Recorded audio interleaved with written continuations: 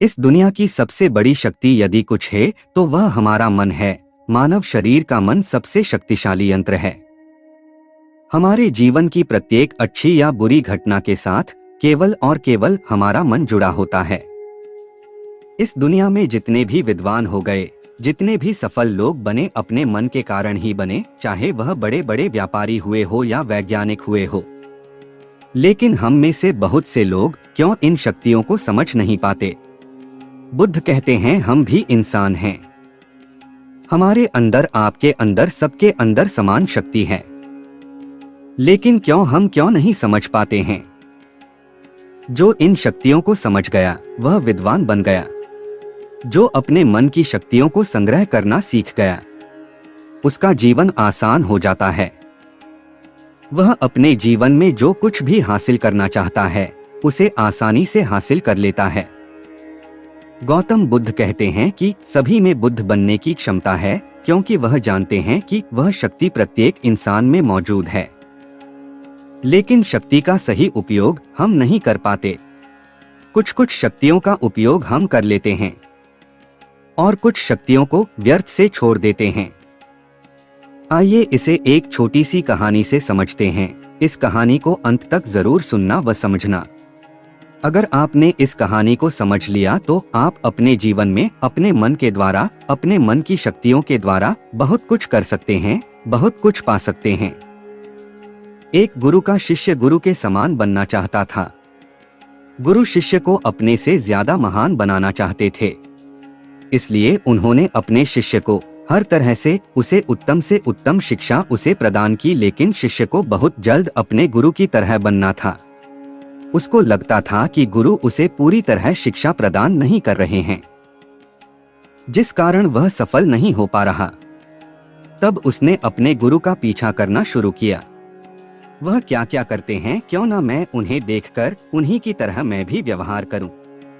तब से वह छुप छुप कर गुरुदेव का पीछा करने लगा। सुबह से लेकर शाम तक गुरु क्या क्या करते थे, कहाँ जाते थे, कैसे ध्यान करते थे, कैसे भोजन करते थे, क्या बोलते थे, किस तरह चलते थे, वह सभी चीजें वह करने लगा। जो उसके गुरु करते थे वह भी वैसा ही करने लगा। एक दिन गुरु ने देखा कि उनका शिष्य उनके साथ साथ चल रहा है। वह भी उस नदी में नहाया जहां पर गुरुदेव नहा रहे थे। वह भी उस चट्टान पर पहुंचा जहां पर बैठकर गुरुदेव ध्यान करते थे। एक दिन गुरुदेव के चट्टान पर बैठने से पहले ही वह उस चट्टान पर बैठ गया और ध्यान करने लगा। यह देखकर गुरुदेव मुस्कुराए। गुरुदेव वहीं पास की ही दूसरी चट्टान पर गुरुदेव ध्यान करने लगे तो शिष्य ने सोचा कि गुरुदेव उसे कुछ कहेंगे, लेकिन किसी की आवाज नहीं आते देख उसने अपनी आंखें खोलकर देखा। फिर उसने सोचा कि शायद गुरुदेव महीने में किसी एक दिन दूसरी चट्टान पर बैठकर ध्यान करते हैं। शिष्य की हरकतों को देखकर गुरुदेव को पता चल गया था कि उनका शिष्य उनकी तरह बनने के लिए उनकी नकल कर रहा है। तब एक दिन गुरु एक पेड़ की डाल पर बैठकर सो गए। शिष्य ने सोचा शायद रात में पेड़ की डाल पर सोने से प्रभाव पड़ता होगा, इसलिए गुरुदेव पेड़ की डाल पर सो गए। वह भी उसी पेड़ की दूसरी डाल पर जाकर सो गया।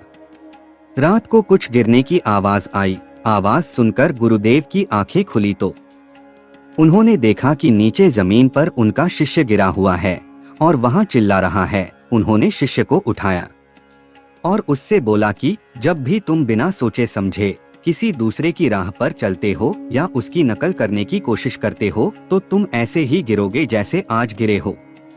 शिष्य ने कहा गुरुदेव मैं तो केवल आपकी तरह बनने की कोशिश कर रहा था। गुरु ने कहा कि यदि तुम बंदर की तरह नकल करने लगोगे तो हो सकता है बहुत प्रयासों के बाद हर काम करने लगो जो बंदर करते हैं। क्या इंसान होने के बावजूद बंदर की तरह काम करोगे? शिष्य ने कहा नहीं गुरुदेव, इंसान बनना ही ज्यादा उचित है। लेकिन गुरुदेव मैं अपने मकसद में कैसे सफल बन सकता हूँ? मैं कैसे अपने आप को जान सकता हूँ, पहचान सकता? मैं तो बस यह देख रहा था कि आप क्या करते हैं, शायद इससे मुझे कोई रास्ता मिल जाए। गुरु ने कहा जिस प्रकार शरीर को चलाने के लिए भोजन की आवश्यकता होती है, भोजन अगर शुद्ध है तो शरीर में शक्ति भी शुद्ध होती है।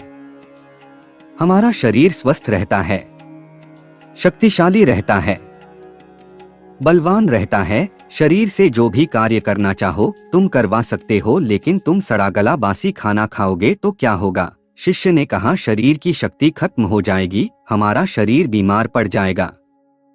फिर गुरु ने कहा, इसी तरह हमारे पास मन की शक्ति होती है और इसमें इतनी शक्ति होती है कि कुछ भी पाया जा सकता है, कुछ भी पाया जा सकता है, कुछ भी बना जा सकता है, अपने आप को जाना जा सकता, पहचाना जा सकता है, बुद्धत्व को प्राप्त किया जा सकता है, लेकिन मन की शक्तियों को नापा या तोला नहीं जा सकता। शिष्य ने कहा, आप तो विद्वान हैं, ज्ञानी है, इसलिए आपके पास मन की शक्तियां हैं जिनका उपयोग आप कर सकते हैं, लेकिन हम उपयोग करते हैं तो कुछ भी नहीं होता। गुरु ने कहा, शक्ति तो तुम्हारे पास भी है और उतनी ही है जितनी मेरे पास है या किसी और के पास है। तो गुरुदेव, सभी लोग कामयाब क्यों नहीं होते? हमारे जैसे बहुत से लोग हमेशा असफल होते रहते हैं, ऐसा क्यों? गुरु ने कहा, क्योंकि मन की शक्तियों का हम सही तरीके से उपयोग नहीं कर पाते, बल्कि मन की शक्तियां हमारा उपयोग कर लेती हैं। शिष्य ने कहा, क्या आप मेरे मन की शक्तियां दिखा सकते हैं, क्योंकि मैं इसे समझ नहीं पा रहा हूँ। गुरुदेव बोले, हाँ बिल्कुल दिखा सकता हूँ, पर इसके लिए तुम्हें मेरा एक काम करना होगा। क्या तुम कर सकोगे? शिष्य ने कहा, हाँ अवश्य ही करूंगा।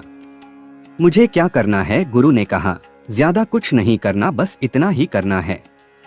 जितने भी तुम्हारे मन में विचार आए, उन विचारों को एक एक लकड़ी के समान समझना है, और जब कोई विचार आए तो तब एक लकड़ी उठाकर उस झोपड़ी पर रखते जाना है। और यह तुम्हें पूरे 1 महीने के लिए करना होगा। ध्यान रखें, एक विचार के लिए एक लकड़ी का होना आवश्यक है। जैसे एक विचार से कोई भी लकड़ी छूट न जाए। एक काम और करना, अपने उन विचारों को जो तुम्हें ज्ञान और ध्यान प्राप्त करने के लिए आए, उन विचारों को के लिए भी एक एक लकड़ी रखना है और उन लकड़ियों को झोपड़ी के बाहर रखना है। शिष्य ने कहा, जो आज्ञा गुरुदेव, आप जैसा कह रहे हैं मैं वैसा ही करूंगा।